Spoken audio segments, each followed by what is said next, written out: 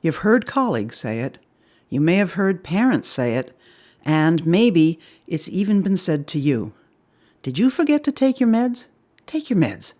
Have you been taking your meds? Sometimes it can feel like the only important thing is taking psychiatric medicine.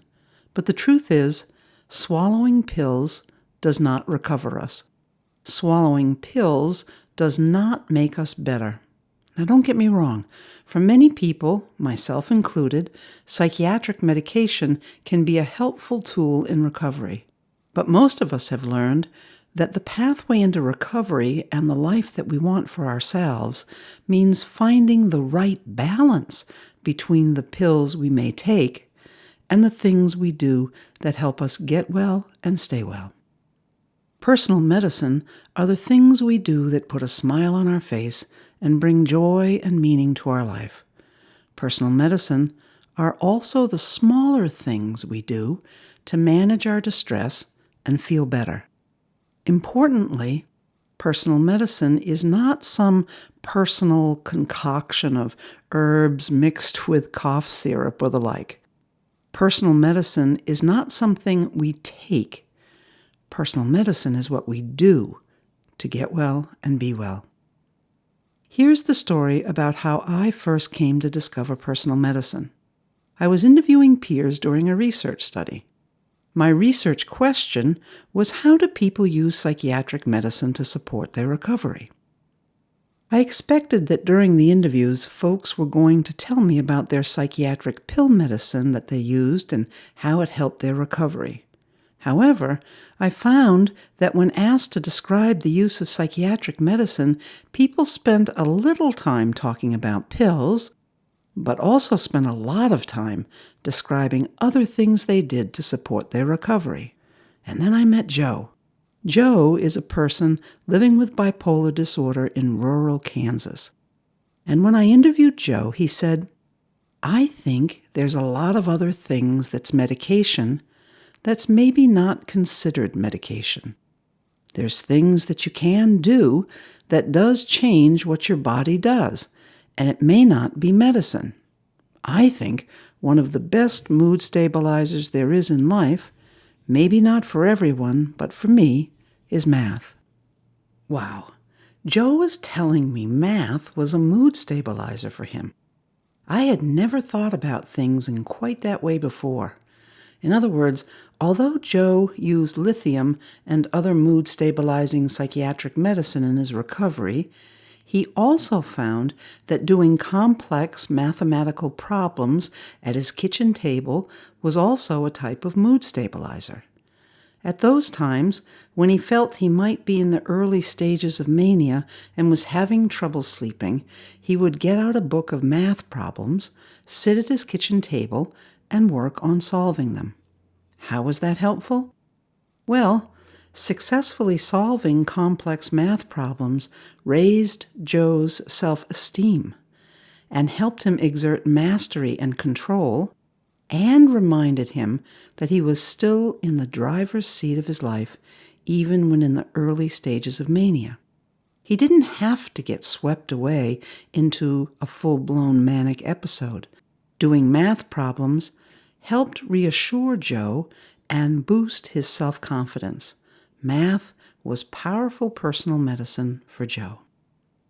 I asked Joe if his therapist and psychiatrist knew about him using math as a mood stabilizer. Sadly, he reported that they had never asked him what he does to help himself. Joe discovered his personal medicine on his own. It came from within him. Joe really opened a new and powerful understanding for me. Like most of us, I had assumed medicine was a pill. Joe helped me to remember that many things can change our biochemistry. The things that give our lives meaning and purpose can change our biochemistry. Laughter and love can change our biochemistry. Exercise and intimacy can change our biochemistry. Friendship, hope, and happiness can change our biochemistry. Joe helped me to understand that medicine can be what you do. It's not just what you take. In doing so, He returned me to an older, cultural understanding of medicine. He returned me to that time before medicine was an applied science.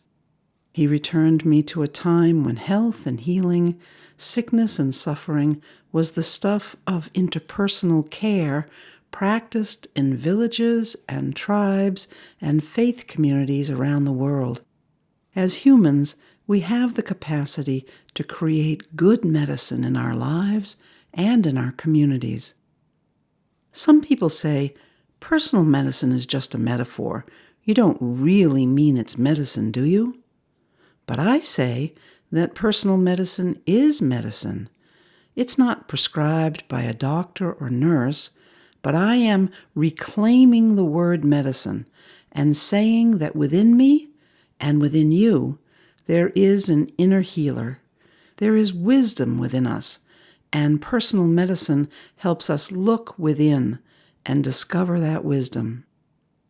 Sometimes mental health professionals forget about the healing wisdom or resilience within us.